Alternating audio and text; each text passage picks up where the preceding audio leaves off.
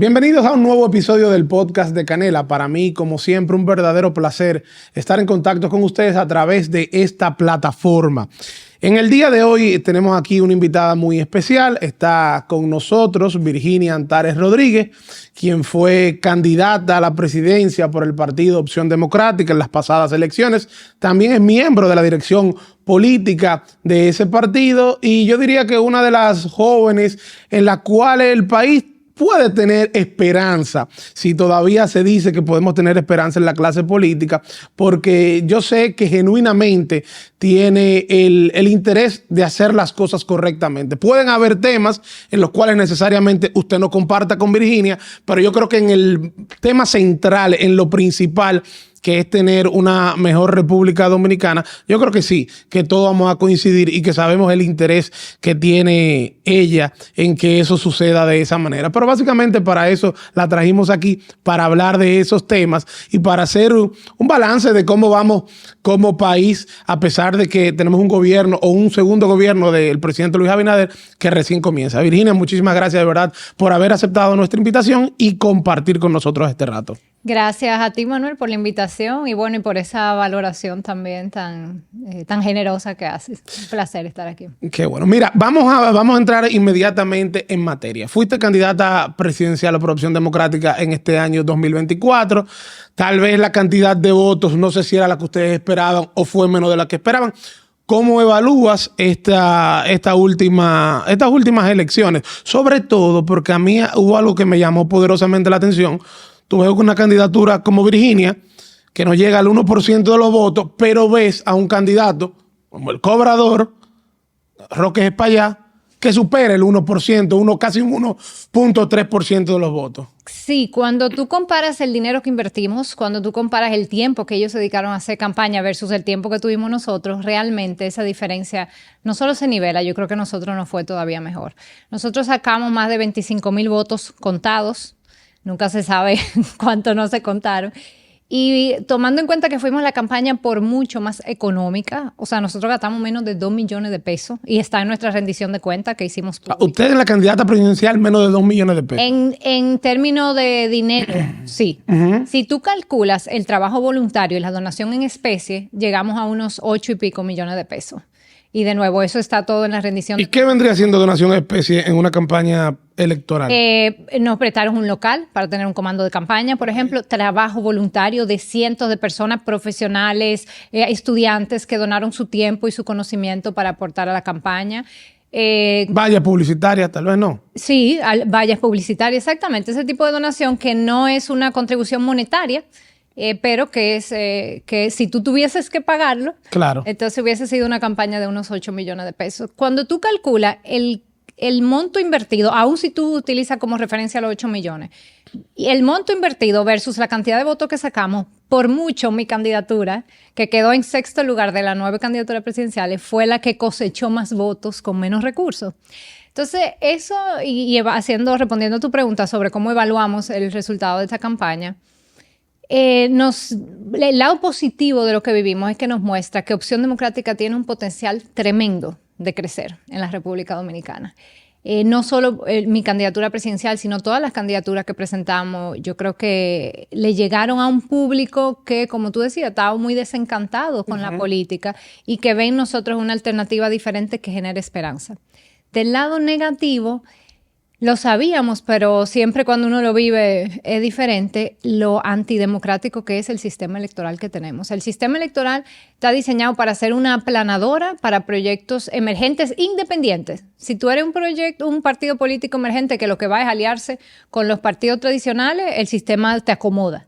Pero si tú eres un partido independiente que está intentando construir fuerza propia, el sistema está diseñado para aplastarte. Entonces, nosotros vivimos un choque fuerte a nivel de lo injusto que es el sistema en términos de acceso a recursos, en términos de que se respeten los votos, que con los pocos recursos que tú tuviste lograste cosechar, claro, luego te lo quitan en las mesas. En términos de excluirnos de los pocos espacios donde hubiésemos podido competir en igualdad, como el debate presidencial, por ejemplo. A pesar de que sí reconocemos el trabajo que hizo el CODES en los debates a nivel de diputados y senadores, los debates a nivel legislativo, donde nuestros candidatos sí pudieron participar y fue un espacio importante para posicionarse, para dar a conocer nuestras ideas, para que la gente conociera a nuestros candidatos. O sea que yo creo que fue ¿cómo se dice eso? Un rito de iniciación, si se quiere, un bautizo de fuego. Fue la primera elección en que tuvimos en la boleta electoral y fue fuerte, pero nos muestra que hay mucho para seguir construyendo. No fue...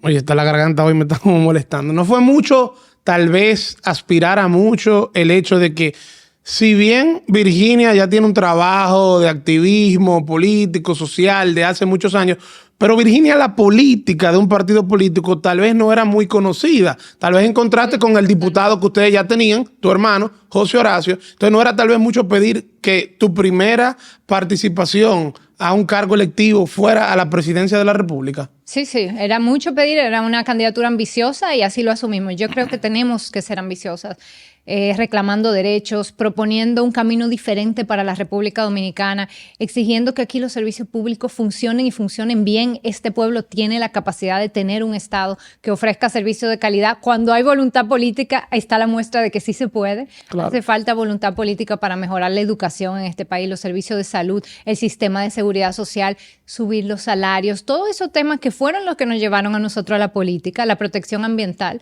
Porque, Manuel, nosotros venimos de las calles. Nosotros venimos de pasarnos 20 años protestando en la calle a esa clase política que no nos ha dado ni nos va a dar respuesta. Y tenemos 20 años viéndolo y ellos tienen 20 años demostrándolo.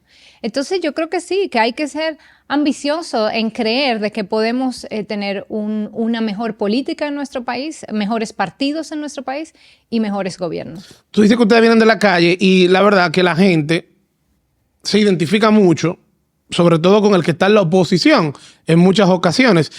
Sin embargo, uno ve que cuando ese que está en oposición llega al poder, muchas veces se divorcia el discurso de la oposición con el discurso y con la forma de actuar cuando está en el gobierno. O sea, yo creo que la muestra más fehaciente la tuvimos recientemente, por ejemplo, con el tema de la reforma fiscal. El partido de gobierno se pasó todo el tiempo que estuvo en la oposición criticando el tema de la alza de los impuestos y muchos otros temas más que cuando llegaron al poder no necesariamente actuaron de esa manera. Y también, por ejemplo, el tema más sonoro que hay últimamente es el tema, por ejemplo, de Bartolomé Pujals. Bartolomé, director de la OCTIC, está siendo blanco de múltiples ataques y acusaciones. Nosotros no podemos decir que es corrupto o que no es corrupto. Esto es algo que todavía no podemos afirmarlo o negarlo. Sin embargo, se le están haciendo muchas acusaciones y hay cosas que están ahí palpables que lamentablemente están muy divorciados del Bartolomé que estuvo en las calles incluso con ustedes, en diferentes marchas verdes, Plaza de la Bandera.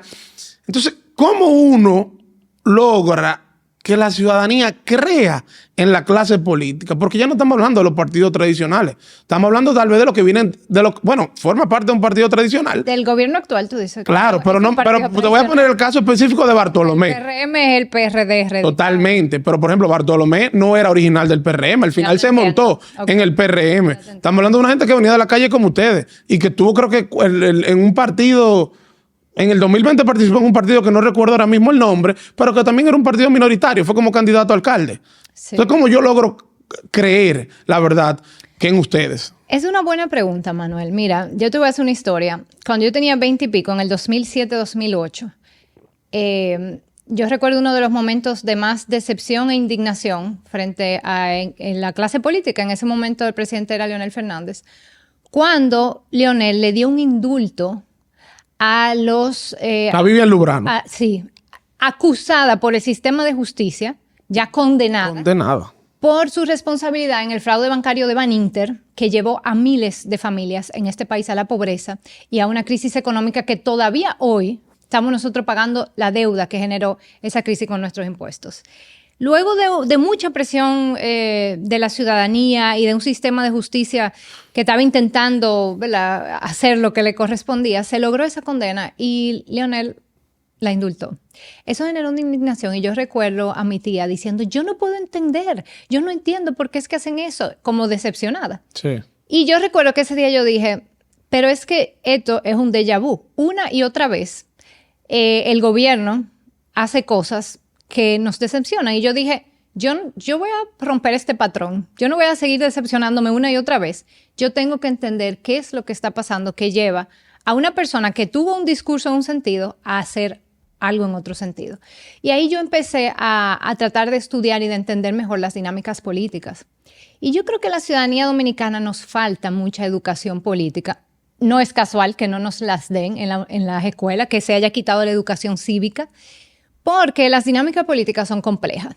Y si tú tienes una ciudadanía que las entiende, es más difícil que le tomen el pelo, es más difícil que le engañen, es más difícil que tome decisiones que luego se van a revertir en su contra. Una de las cosas que yo entendí a lo largo de ese proceso fue que quienes están en posiciones de poder no toman decisiones a nivel personal en base a lo que ellos creen. Toman decisiones en base al colectivo del que ellos son parte y ellos representan. Entonces, el partido es un colectivo, es como un vehículo, es como que tú te montas en una guagua y tú siempre has dicho, yo quiero doblar para allá, pero si la guagua dobla para el otro lado, óyeme, tú no tienes nada que decir porque tú eres parte de esa guagua. Entonces, yo creo que eso pasa con los partidos. Por eso, hace 10 años, yo me metí en la Fundación de Opción Democrática cuando Minuta Vares Mirabal, que renunció al PLD, en un momento en que nadie en el PLD estaba en todo su auge, claro, y renunció denunciando la corrupción, inició el proceso de construcción de este proyecto y yo dije, ¿tú sabes qué?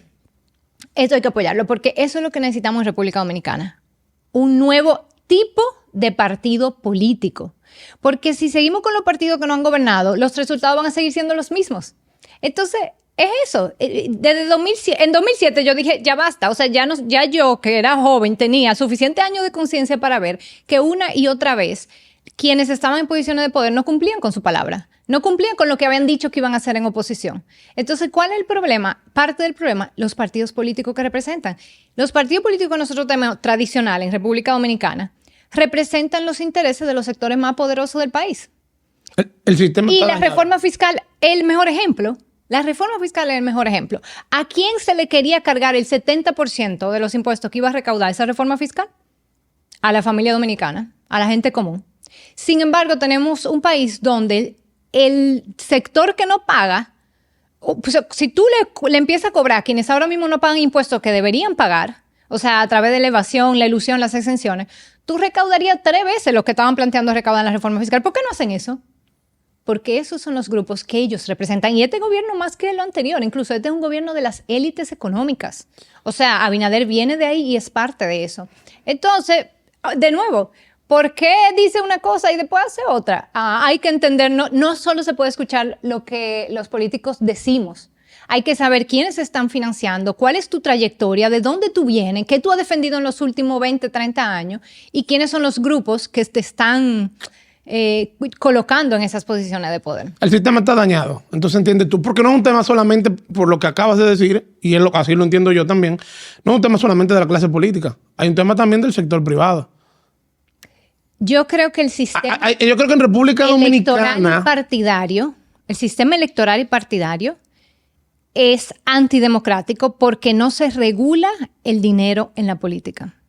No se regula. Entonces, cuando tú no tienes ningún tipo de regulación, ¿quiénes están controlando, influyendo en las decisiones de esos políticos?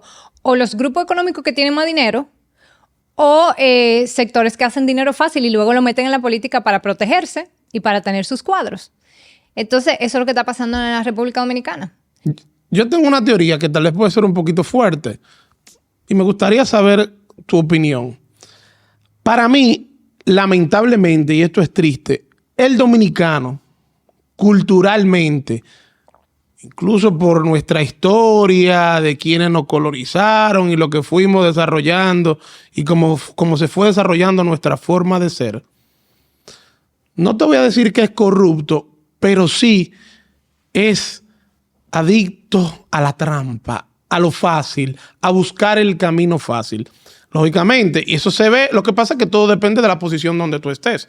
Si tú simplemente eres un trabajador común, pero que te roba la luz, o que te enganchado en el cable, o que me como el semáforo y no pago la multa. Entonces, cada quien a según de dónde está. ¿Tú entiendes? O que bueno, que los tickets de la gasolina que me dan en el trabajo, yo lo vendo. Porque total, yo no soy gasolina, a mí me regalan la gasolina en mi casa o lo que fuera, y yo lo vendo, para ponerte un ejemplo.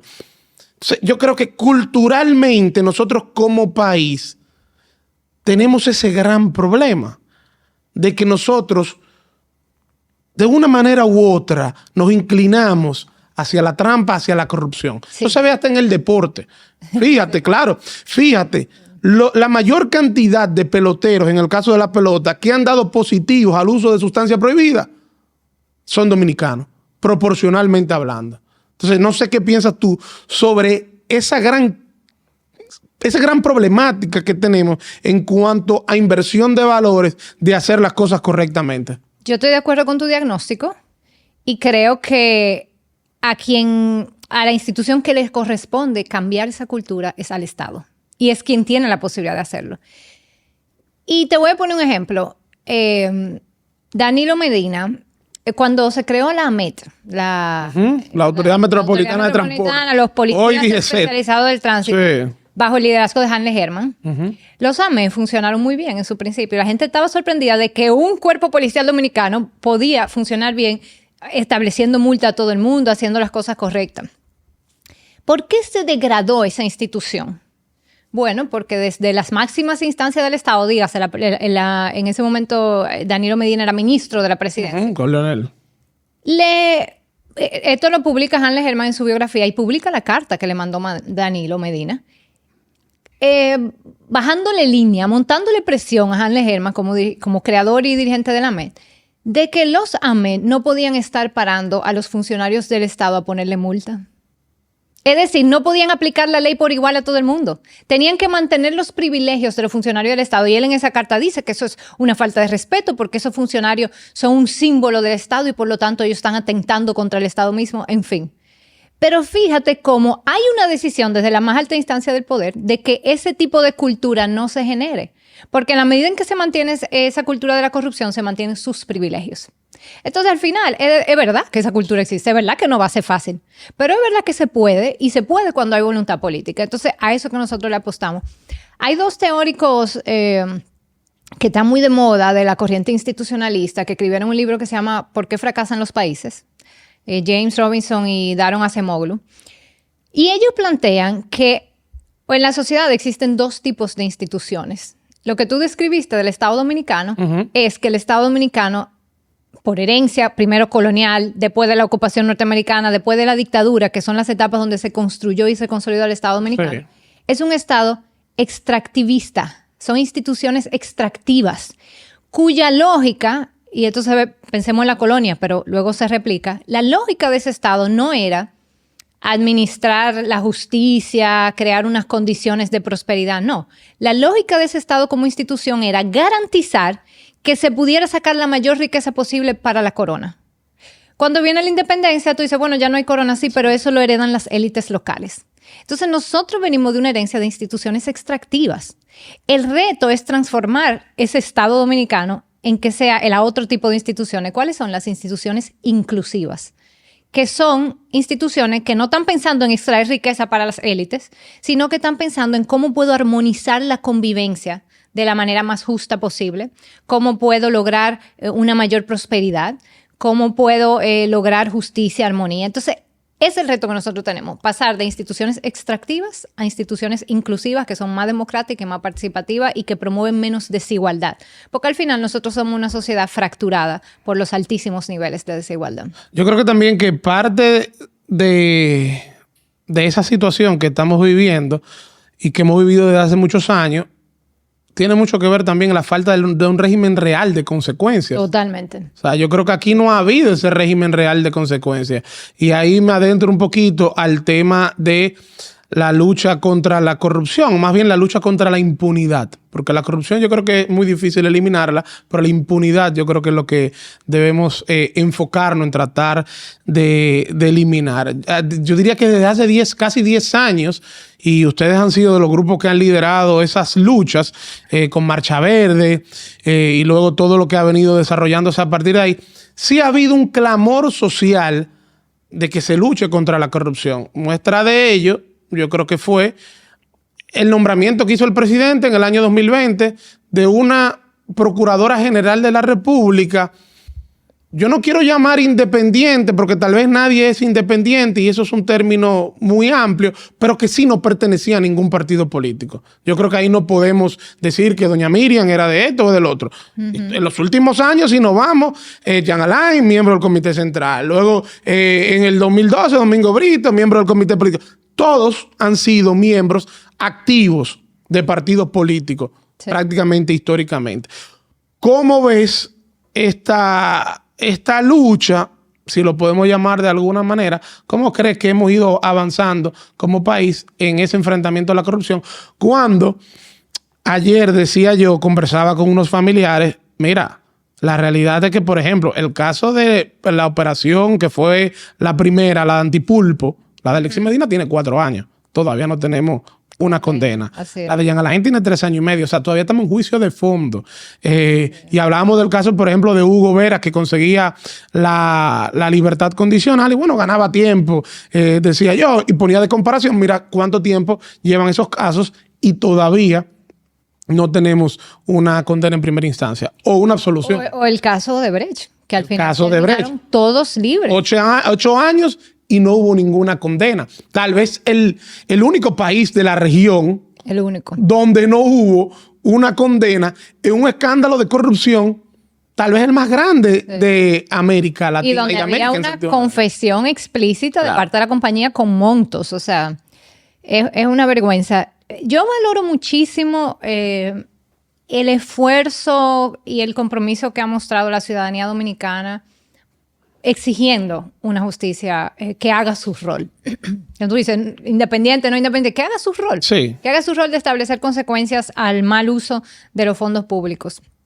Y yo fui parte activa de Marcha Verde, incluso anterior a Marcha Verde, y ahí estuvimos en las cadenas humanas contra la corrupción frente a la OISOE. Y fíjate que yo creo que estos movimientos dan frutos que no siempre son los esperados, pero son importantes y van dando fruto. Nunca se sabe qué tanto tiempo se toma. Y el ejemplo de las cadenas humanas es bueno. Nosotros hicimos esa protesta frente a la OISOE, la Oficina de Ingenieros... Supervisores de Obras del Estado. Cuando lo de Pimentel Caré, me parece que fue. Cuando lo del arquitecto... El suicidio, del arquitecto David Rodríguez, claro, que desató el escándalo de corrupción, por cierto, con los fondos del 4%, por el cual también yo había marchado y había sido... Miguel Pimentel Caré era el director de esa institución. Lo quitan... Y no pasó nada. No pasó nada, exactamente. Por ahí anda campante y sonante. Sin embargo, en ese momento, una sentía que esa protesta de cadenas humanas, donde hubo represión, se llevaron preso a mucha gente, estuvimos ahí, no pasó nada porque el PLD tenía todo el control. Sin embargo, 4 años después, cuando gana el PRM, una de las cosas que hace es desaparecer la OISOE. O sea, que era una de las demandas de ese movimiento, claro, de las cadenas humanas. O sea, que fíjate cómo 4 años después... que no tenía razón de ser teniendo tu Ministerio de Obras Públicas. Exactamente, sí. Eso era una duplicidad.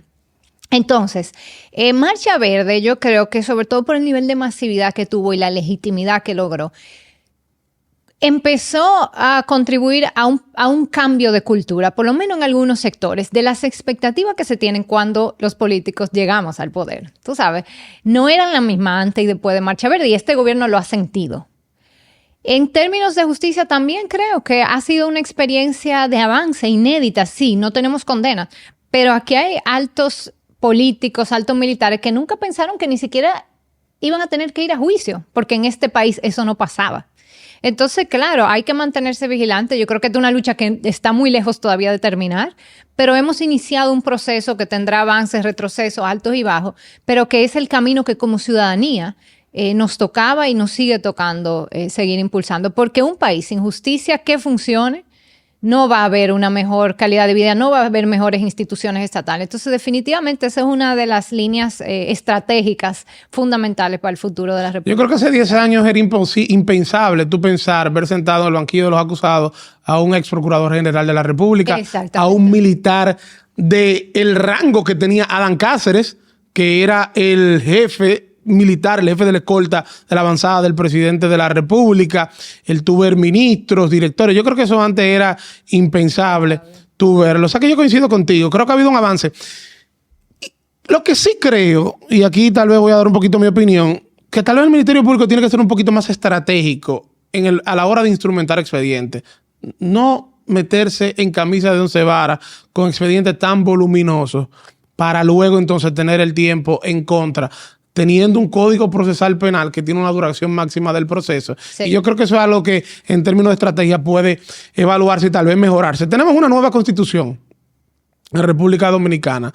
Esa nueva constitución, siguiendo con el tema del Ministerio Público Independiente, le quita la posibilidad al presidente de la República de nombrar al Procurador General de la República mediante decreto. De nombrar y, digamos que, destituir. Bueno, sofistica el mecanismo para que el mismo presidente lo nombre. Exacto. Ahora el presidente tiene que someter un candidato al Consejo Nacional de la Magistratura y ese consejo es quien tiene que aprobar esa candidatura. Tiene una duración de 2 años, en principio inamovible, y si lo quiere quitar, tiene que ir a un juicio político al Congreso Nacional. ¿Cómo evalúas este cambio en la Constitución? ¿Avanzamos, retrocedimos, nos quedamos igual? Yo creo que nos quedamos igual. Yo creo que eso fue un cambio cosmético, un maquillajito, que al final sigue manteniendo el poder en la presidencia, con un mecanismo menos directo, tú sabes, quizá guarda más las formas, porque ahora pasa como que tiene que pasar por el escalón del Consejo. Pero ¿qué pasa? El Consejo sigue estando controlado por la presidencia. Fíjate que uno de los... Sí, se excluyó al procurador. Que fue algo yo creo que positivo. Que hubiera sido positivo si se hubiera quedado ahí y que se volvía a la estructura original del Consejo Nacional de Magistratura cuando fue creado en el 96, que eran 7 miembros, número impar. Pero este gobierno parece que le dio miedo tener un consejo que efectivamente pudiese tener contrapeso. ¿Y qué hizo? Metió a un nuevo miembro en el consejo, que es el presidente del Tribunal Constitucional, que es nombrado por el Consejo. Entonces no tiene sentido que esté ahí, número 1. Y 2, y para mí esto es lo más relevante, mantiene el número del Consejo Nacional de la Magistratura, el número de miembros, en 8. ¿Y quién tiene el voto de desempate? El presidente. El presidente. Entonces, el presidente controla el Consejo Nacional de la Magistratura y a ese consejo que él controla ahora él le propone un procurador y el consejo lo aprueba. Entonces, al final, sigue estando en manos del presidente el control de quién ocupa la Procuraduría de la República y además... me parece que lo de 2 años, de nuevo, es para decir, porque 2 años es muy poco. En 2 años precisamente tú te das cuenta si tú tienes que removerlo o no. Entonces, eso debió haber sido por un periodo más extenso, era nuestro planteamiento. Entonces, yo creo que... El peligro que decían, y te pregunto, el peligro que decían muchas personas, que si tú lo ponías por un periodo más extenso, incluso en un momento se habló de 4 años, es que si tú nombrabas ahí a una persona con ínfulas, digamos que dictatoriales, que fuera a hacer simplemente incluso acciones ilegales, el tú poderlo mover, sabiendo lo complicado aquí que es un juicio político, podría traer consecuencias más negativas que positivas. Pero entonces, ¿por qué el Consejo va a nombrar una persona con ese perfil? Ahí viene, para eso hay un Consejo, para evaluar los perfiles de a quién estamos colocando en esas posiciones. Entonces, en realidad yo pienso que en ese sentido esta reforma constitucional nos dejó igual. Y en otros sentidos fue un retroceso, sobre todo en el tema de unificar las elecciones.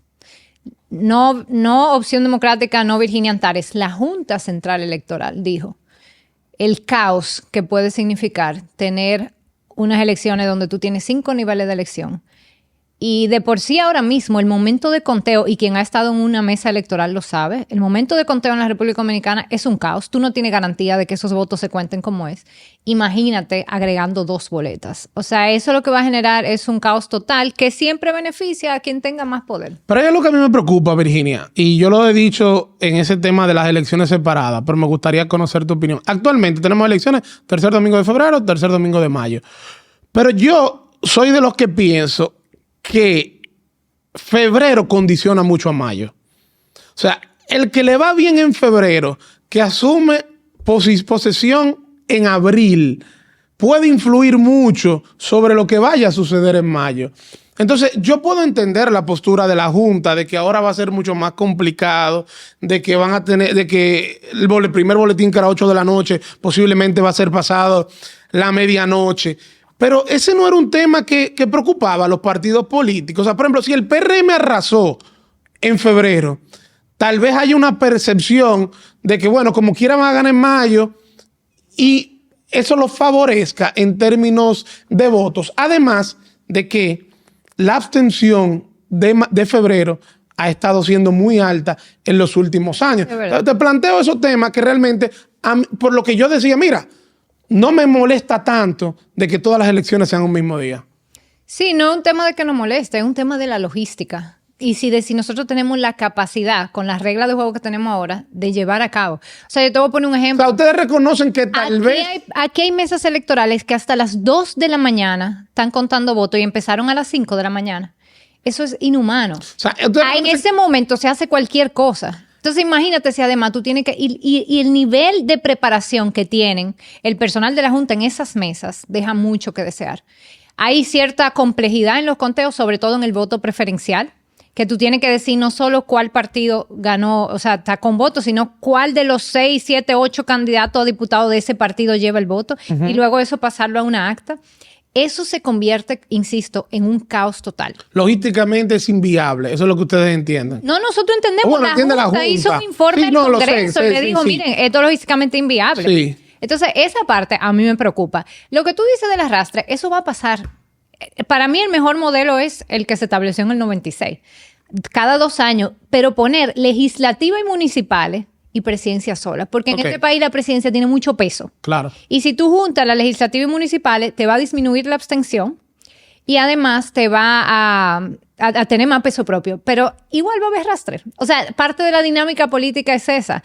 Tú la pongas junta, tú la pongas separada, el arrastre va a estar. Yo lo que sí creo es que el problema de fondo de las elecciones no es, aunque yo apoyo que estén separadas, pero el problema de fondo es la falta de regulación de la campaña y del dinero en la política. O sea, parte del argumento para unificarlo fue, cuando estaba cada 2 años, fue, ay, que nos pasamos la vida en campaña. Sí, pero la respuesta de eso no es unificarlo, porque aunque sea cada 4 años ya estamos en campaña. Los candidatos que quieren ser presidenciales del PRM ya están en campaña y faltan 4 años. O sea, esa no es la solución. La solución es regular la campaña y regular el dinero que se puede gastar y los plazos en los cuales se puede campaña. ¿Cómo se hace en todas las democracias consolidadas del mundo? Y en República Dominicana no lo hemos hecho. Y es un debate que viene desde el 90 y pico, que aquí se empezó a decir, necesitamos una ley de partido, una ley electoral. ¿Para qué? Para que regulen.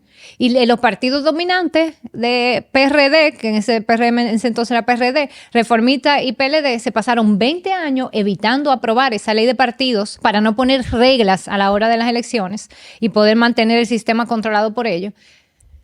Y en el 2018 y 2019 finalmente la aprobaron. ¿Y qué hicieron? En vez de aprobar las leyes que se habían discutido, se habían consensuado y que venían a regular el proceso, no, aprobaron una versión de la ley inventada por ellos, con el apoyo de esos 3 partidos, que lo que hace es legitimar el estado que teníamos. Dígase que no hay consecuencias si tú violas los plazos, que no hay consecuencias si tú gastas más de los montos que establece, que además estableció un monto millonario. Ese es el problema del fondo del sistema electoral dominicano.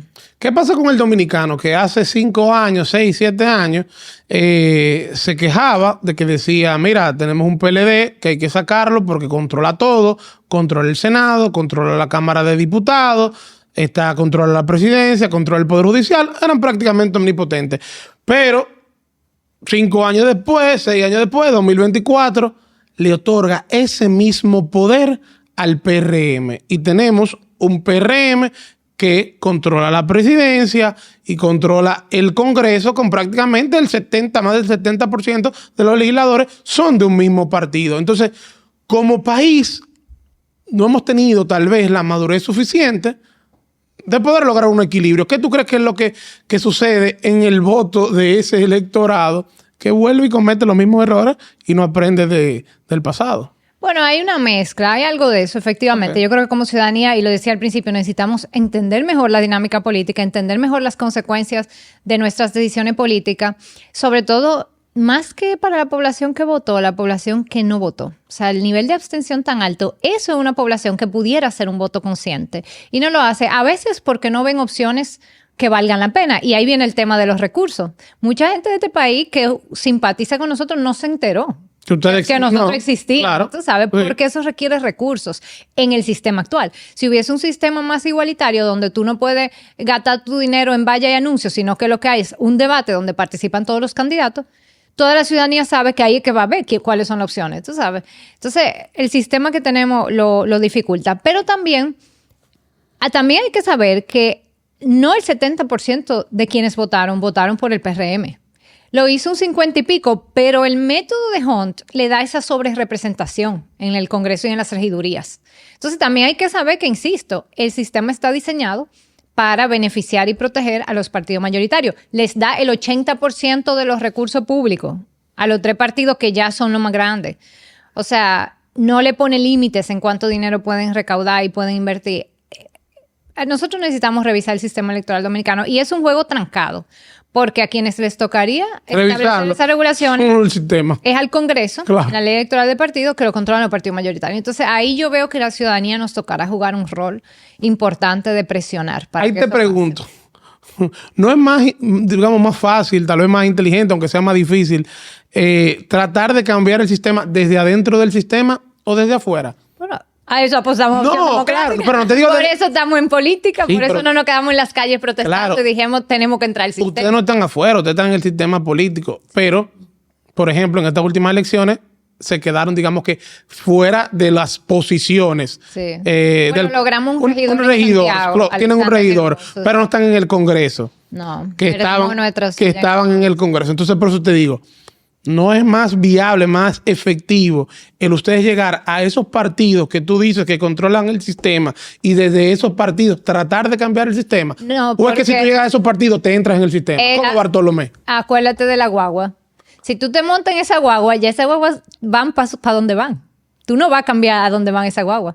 Tú lo que necesitas es un nuevo vehículo que, aunque sea más chiquito, pueda ir, ¿verdad?, actualizándose en el camino y creciendo y pueda ir hacia la dirección que nosotros queremos que vaya. Porque al final los partidos políticos son vehículos. Son vehículos para la ciudadanía llegar al Estado, a los puestos de poder e incidir. Entonces tú tienes que ver si el vehículo en el que tú te estás montando va para la dirección que tú quieres. Porque puede decir que va para una dirección, pero hay que mirar hacia dónde, porque tú puedes tener un chofer que te está diciendo, vamos a doblar a la derecha, pero tú ves que está doblando a la izquierda. Vamos a ir derecho, pero tú ves que está doblando. Entonces, eso es lo que la ciudadanía tiene que hacer, ver cuáles son los vehículos a los que está votando, quiénes lo controlan, quiénes lo financian, cuál es su trayectoria, no solo cuál es su discurso, sino cuál es su trayectoria y votar en función de eso. Yo creo que sí. Yo creo que en todos los grandes partidos hay personas muy buenas, con buenas intenciones, con buenas capacidades, pero están montados en guagua que le dicen para dónde van. Entonces, esa es mi interpretación un poco de lo que pasa con esos liderazgos. Al final esas guaguas terminan dañando a sus pasajeros, lamentablemente. Sí. O no sé si dañándole, pero impidiéndole hacer lo que esa persona planteaban o quisieran hacer. Para que se hace muy difícil el tú llegar con otro vehículo. Exactamente, ese es el reto. ¿Cómo podemos llegar con otro vehículo? Porque el sistema está diseñado para que los nuevos vehículos no pasen. Necesitan a menos que se pongan en la caravana de los grandes. Qué difícil. Mira, Virginia, o sea, que Opción Democrática, yo diría que ha venido a romper no diría que la forma de pensar, pero sí se ha atrevido a expresar lo que tal vez miembros de otros partidos piensan, pero no lo expresan. ¿A qué voy? Ustedes han puesto temas sobre la mesa, como es el tema del aborto, como es el matrimonio igualitario, como es tema tal vez de la ideología de género. O sea, ustedes han hablado de temas que tal vez otros partidos, como te digo, miembros de otros partidos piensan similar a ustedes, pero que no se atreven por mantener, digamos, que ese status quo, la forma en cómo supuestamente piensa el dominicano. Y ese ha sido un gran reto que yo creo que ustedes han tenido por delante. ¿Qué tan difícil tú entiendes que ha sido romper con esa mentalidad conservadora que existe en República Dominicana? Mira, esos son temas que generan mucha polémica. Y por lo tanto, nosotros plantear nuestra posición pues hace mucha bulla. Pero en realidad nosotros también hemos planteado, y de hecho yo diría con más fuerza, temas que nadie más está planteando, ningún otro partido está planteando, como por ejemplo el aumento de los niveles salariales en la República Dominicana, unificar el salario mínimo para hacer un plan para atar el salario mínimo a la canasta básica a lo largo, eso no se va a hacer de un día para otro, pero hacer ese plan a lo largo de varios años, como la auditoría de la deuda pública, que la planteamos en las vistas públicas de la reforma fiscal. Si aquí se necesita recaudar más dinero, qué bien, vamos a revisar todo el dinero. 1 de cada 5 pesos que recauda el Estado se están usando para pagar intereses de la deuda. Vamos a revisar si esa deuda es legítima o no. Vamos a hacer una auditoría de esa deuda y ahí puede salir mucha deuda ilegítima que se pueda someter a la justicia a los responsables y que se puedan usar esos recursos para mejorar la calidad de vida de la población dominicana. Entonces, nosotros hemos planteado una reforma del sistema de seguridad social, por ejemplo. Ese tema quizás sí se ha discutido más. Son muchos los temas que nosotros como partido progresista hemos planteado porque nosotros creemos en el rol del Estado en garantizar derechos para toda la población dominicana. El derecho a la vivienda, a la cultura que está abandonada en este país, a la educación, que es una de nuestras banderas, la mejora de la calidad educativa, que no ha sido una prioridad para ningún gobierno. Y por supuesto que también creemos en los derechos civiles, si se quiere, como el derecho a la igualdad, el derecho a la no discriminación, el derecho a la salud, en el caso de las mujeres, porque cuando se habla de causales se está hablando del derecho, el acceso a la atención médica que las mujeres necesitan en ciertas condiciones. Y así sucesivamente. Entonces, sí, yo creo que algunos de esos temas hacen más bulla que Eso te iba a decir, porque... Pero no son, todos son igual de importantes. No, yo estoy de acuerdo. Y todo lo que mencionaste son sumamente importantes. Y este tema yo lo hablaba con Samuel Bonilla, también miembro de la dirección política de tu partido, cuando estuvo aquí en el podcast. Y decíamos que tal vez, o decía él, que posiblemente la oposición, como una manera de atacarlos a ustedes, se ha encargado de que ese sea el discurso que se difunda y no tal vez la otra línea de todo lo que planteaste, que va a tener mucha mayor aceptación en la mayoría de la gente. Tal cual. O sea, que eso es un reto que usted tiene como partido.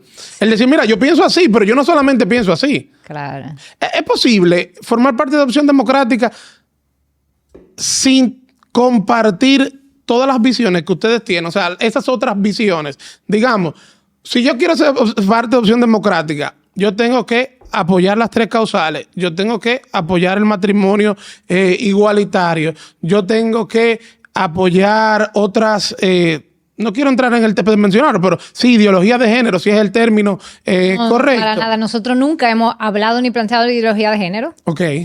Y sobre el matrimonio igualitario tampoco hemos planteado una postura como partido. Nosotros sí hemos dicho que las parejas, todas las parejas deben tener garantizados los mismos derechos. Ok. ¿Bajo qué mecanismo? Eso se puede discutir. El partido no ha planteado una posición explícita.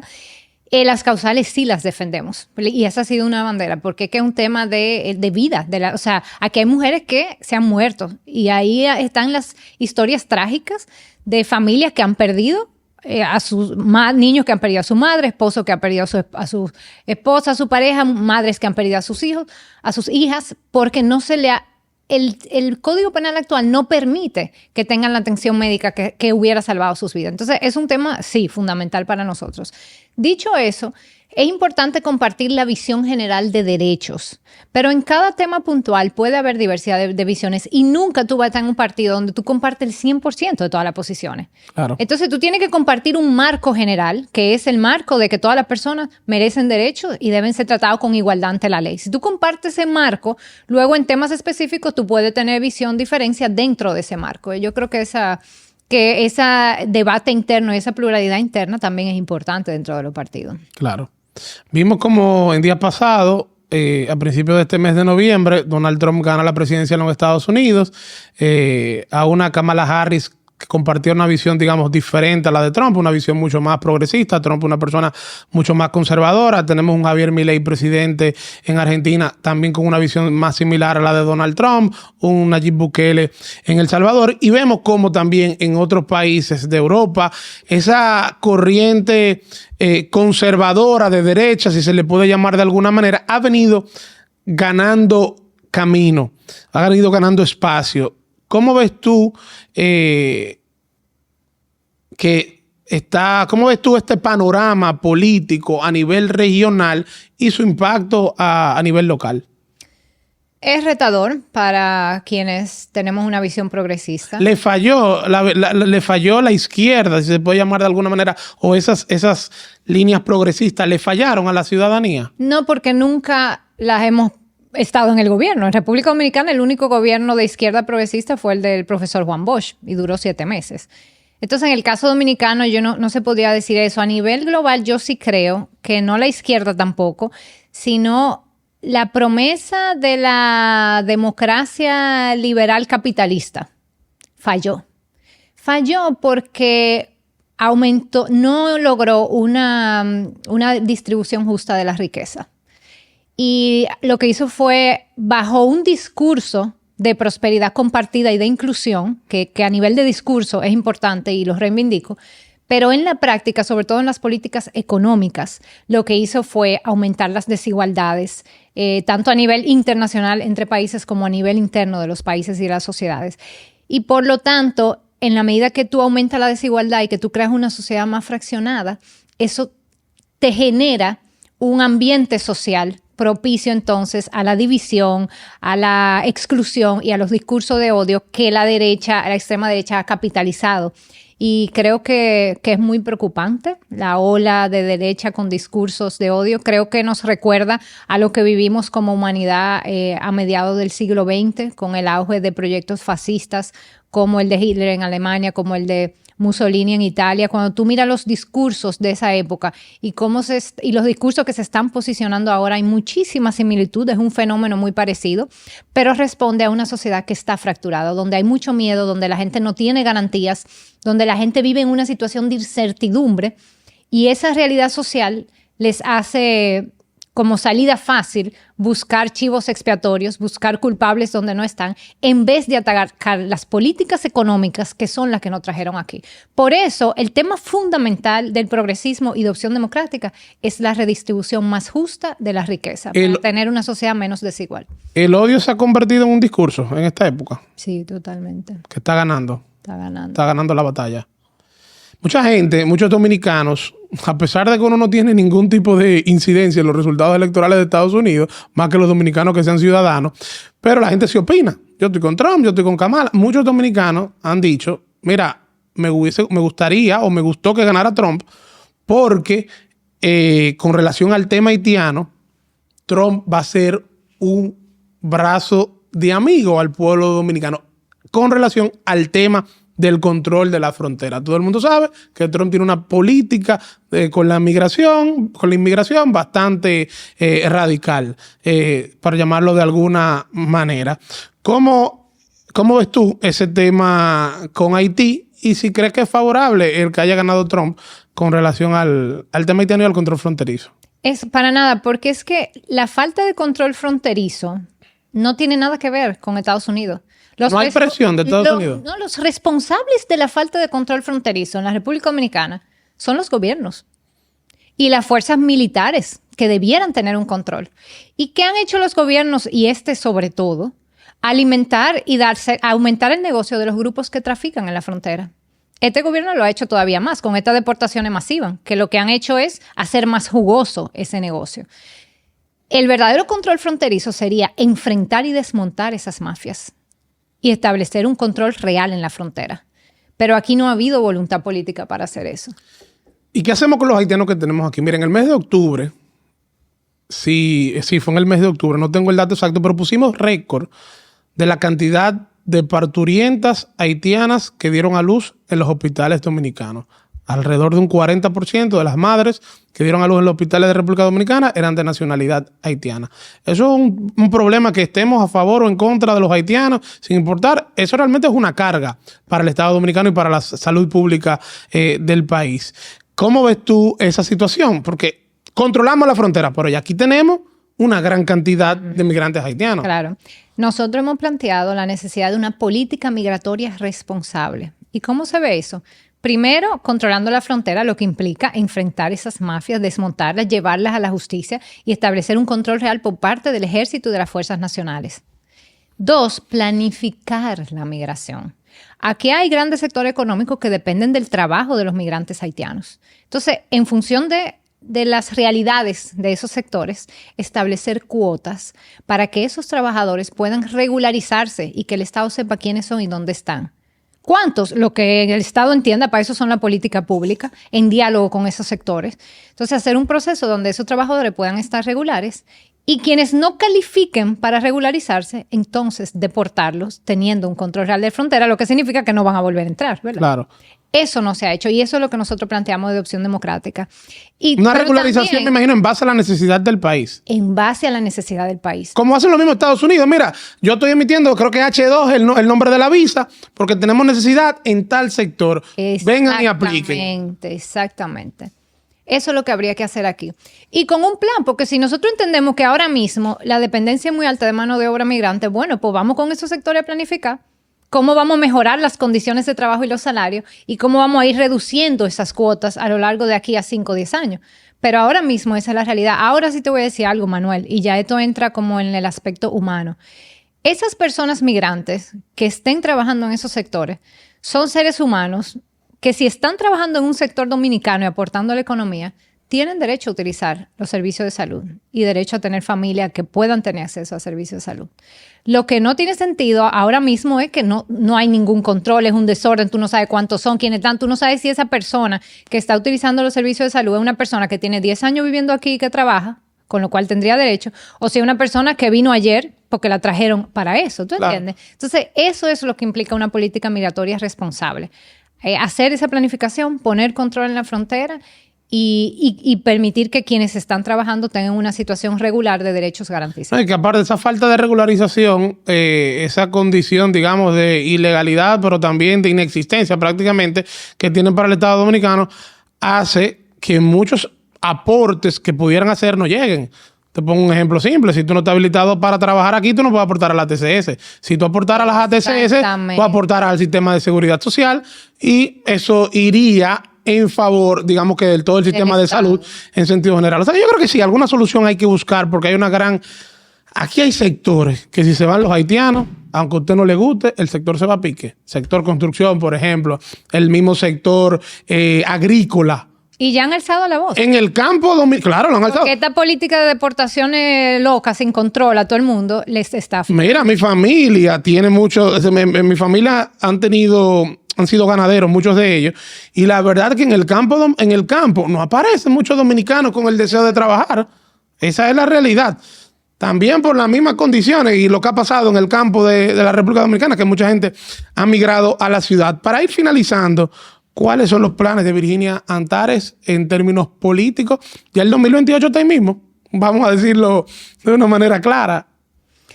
Nuestros planes son seguir trabajando, creciendo Opción Democrática, creando estructuras en los diferentes territorios del país, formando a nuestra militancia, que para nosotros la formación es súper importante. Fortaleciendo las recaudaciones. Ahorita hablábamos de la importancia... Se necesita dinero. Se necesita dinero, pero nosotros queremos lograr recaudaciones de la ciudadanía, de sectores que tienen un compromiso con lo que nosotros defendemos. Y sí, seguir consolidándonos para estar en mejores condiciones en el 2028, de dar esa batalla tan dura, tan difícil, tan injusta, pero tan necesaria en la República Dominicana. Alianzas con otros partidos... No hay ahora mismo que puedan... Ustedes estuvieron en un momento en un matrimonio, se podía llamar de alguna manera, con Alianza País, que luego se terminó. Sí, bueno, estuvimos fusionados con Alianza País, producto también del mismo sistema que nos obligó, si se quiere, a eso. Llegar al momento de las alianzas, yo creo que está el momento de nosotros fortalecernos y llegar lo más fuerte posible para cuando toque hacer alianzas, pues hacerlo desde una posición de fortaleza. Entonces en eso estamos creciendo, creando redes de base en los diferentes territorios, trazando nuestros planes también de aquí a los próximos 3 años y apostando a que sí, a construir ese proyecto político diferente, ese vehículo que vaya en otra dirección, en la dirección que beneficie a la mayoría del pueblo dominicano y no solamente a los grupos que siempre se benefician. Y que no sea como dice Juan Luis Guerra, que la guagua va en reversa. Exactamente. En un minuto, sentido general, noviembre del año 2024, ¿cómo ves el país? Muy preocupante. Muy preocupante. Sin rumbo, si se quiere. Y si mantenemos el mismo rumbo que hemos tenido, eso tiene fecha de caducidad. Nosotros, si seguimos con el modelo económico actual, vienen grandes crisis económicas y sociales y políticas. Entonces yo creo que tenemos que prepararnos para que cuando esas crisis vengan, haya actores políticos que podamos convertir eso en una oportunidad para reencauzar el rumbo. Virginia, muchísimas gracias. Señores, las gracias a ustedes por haber estado con nosotros durante este rato. Como siempre, los invitamos a suscribirse a este canal, a compartir este video para nosotros seguir haciendo contenido de calidad que sea para el provecho de todos ustedes. Será hasta un próximo episodio.